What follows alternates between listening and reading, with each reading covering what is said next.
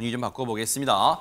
밥주걱을 보면 눈물 나는 며느리, 대체 누구의 사연일지 막 궁금해지는데요, 김묘성 기자님. 네, 요리 연구가 이혜정 씨의 이야기입니다. 오호. 이혜정 씨는 스타 셰프이기도 하고 또 남편인 고민환 씨와의 어떤 결혼 생활 이야기를 아주 맛깔스럽게 하시는 방송인으로서도 인기가 많은데요. 네. 올해 결혼 45년 차더라고요. 아, 그래요? 그러니까 꽤 오랜 기간 결혼 생활을 해온 부부이기 때문에 뭐 밥주걱만 보고도 눈물 난 일이 있을까 싶기도 밥을 사랑하셨나요? 하는데 그럴까요? 네.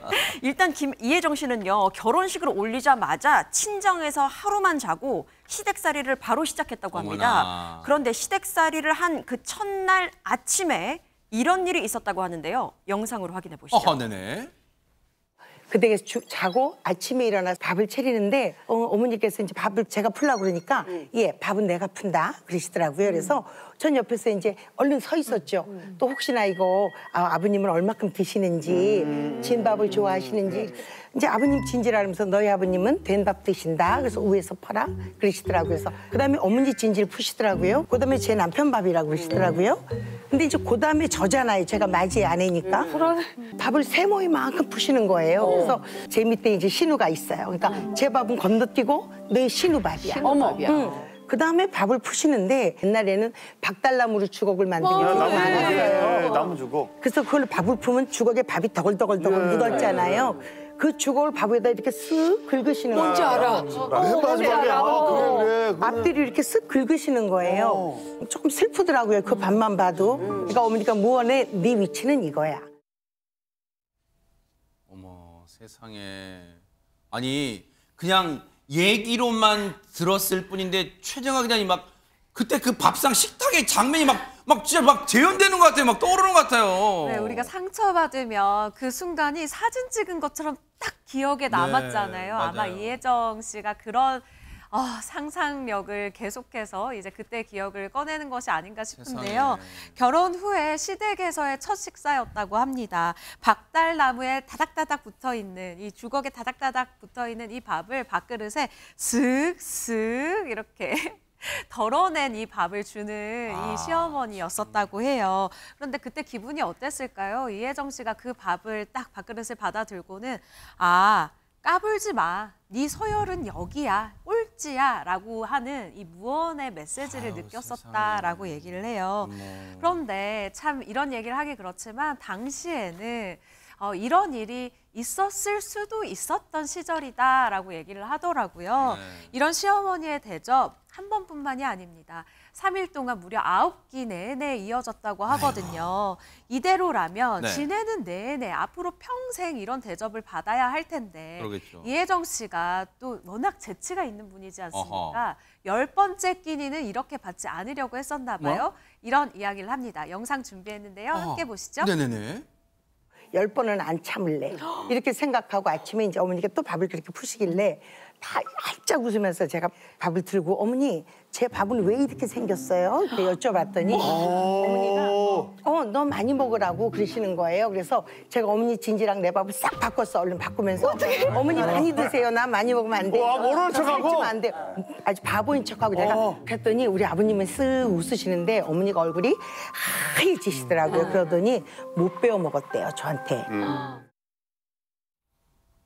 이게 듣고도 지금 이혜정 씨는 과거 얘기 그냥 지나쳐 왔던 얘기니까 약간의 뭔가 서름 반 그리고 약간의 웃음기 띈 얼굴 반이지만 저희는 지금 전해들은 저는 결코 웃을 수가 없는 내용이네요. 그렇죠. 9끼를 이제 그렇게 하다가 이제 사흘째 지난 밤에 아마 이걸 어떻게 여기서 탈출할까라고 세상에. 굉장히 밤새 고민을 하셨던 모양이에요. 그러니까요. 그래서 10끼째는 내가 차라리 바보인 척을 하자 이렇게 하면서 마음을 먹고 이제 저렇게 하셨다는 거예요. 그러니까 당시에는 못 배워 먹었다라는 꾸중을 듣기는 했지만 이제 주걱에서 긁어낸 밥이 아닌 주걱으로 푼 밥을 그 이후에는 이제 먹을 수 있었다는 거죠.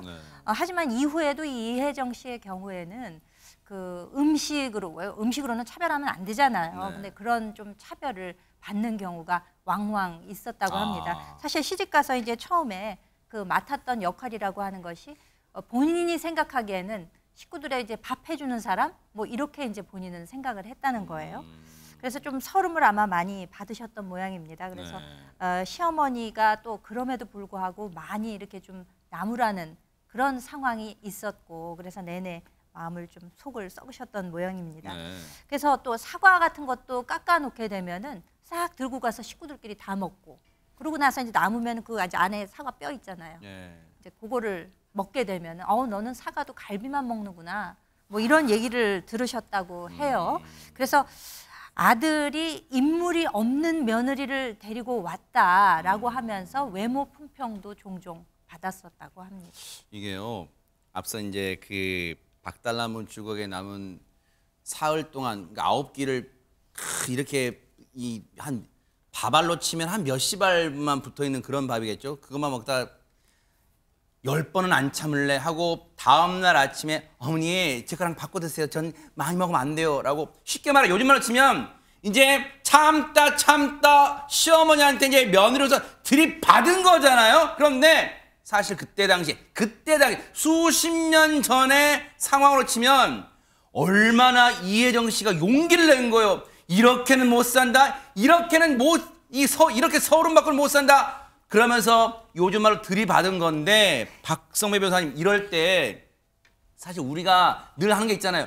남편은 뭐하고 있어서 이 순간에 그러면. 그런데 이혜정 씨가 이 고부 갈등에 대해서 남편에게 이러쿵저러쿵 말을 안 했다고 합니다. 어머나. 나중에 알게 된 남편이 왜 말을 안 했느냐고 물었더니 이혜정 씨 답이 이렇습니다.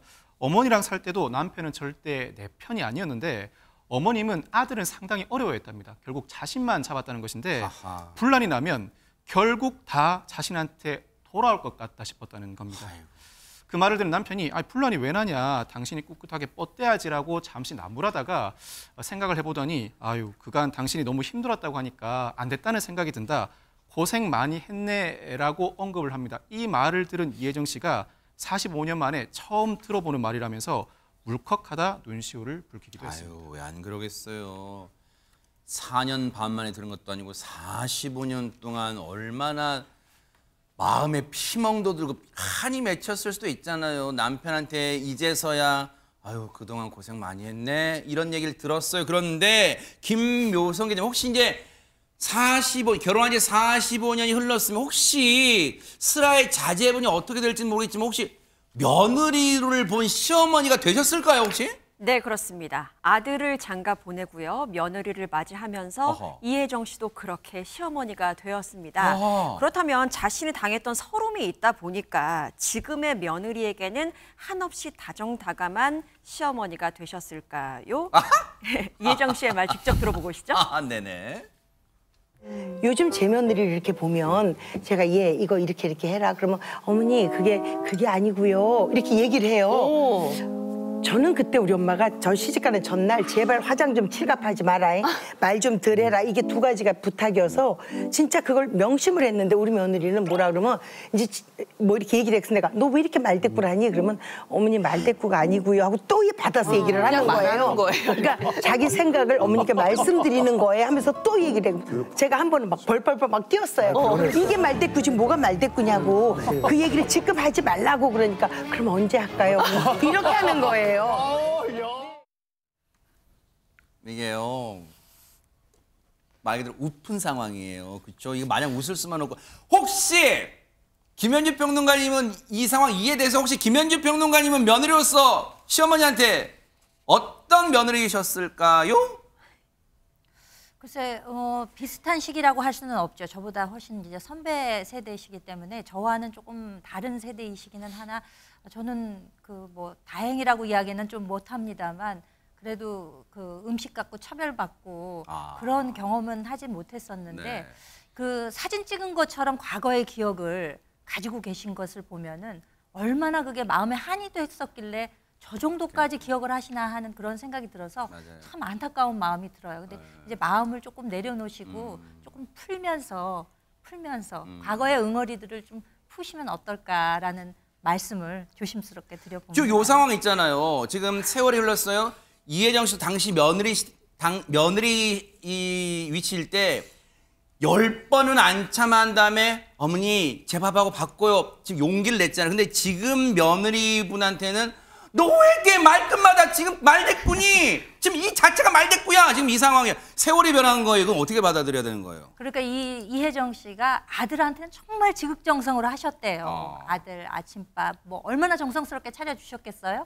그리고 미국으로 이제 공부하러 유학 가 있을 동안에도 이렇게 식단을 짜서 이걸 포장을 해가지고 붙여줄 정도로 세상에. 그 정도로 정성을 들였다는 어머나. 거예요. 근데 이제 장가 가고 나니까 가끔 집으로 이제 후딱 뛰어와가지고 마치 밥을 못 먹은 것처럼 그렇게 하면은 음식을 차려주면서 이제 속이 상하실 거 아니에요? 아, 밥도 못 얻어 먹고 다니나? 이런 생각을 당연히 네네네. 하게 되잖아요. 그리고 또 손녀딸이 예쁜 옷을 입고 오면 아유 너무 예쁘다. 이 옷 누가 사주셨어? 그러고 물어보면 외할머니가 사주셨다 그러는 거예요. 근데 아들은 왜 하필이면 올 때마다 똑같은 옷을 입고 오는 거예요.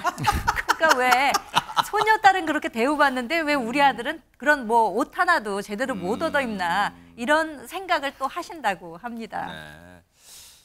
감히 뭐 남의 집 가정에 이러쿵저러쿵 훈수둘 생각은 요만큼도 없지만 품 안의 자식이잖아요. 이제 이혜정 씨도 남편 고민한 박사님하고 이제 이 알콩달콩 노년 잘 즐기시세요. 아들은 품 안의 자식이 결혼하면 이제 다 아들 집 잘 살 거예요. 그러니까 이제는 모두가 각자의 생활을 영위하는 그렇게 좀 하면 마음이 좀 놓이시지 않을까 그런 생각도 해봅니다.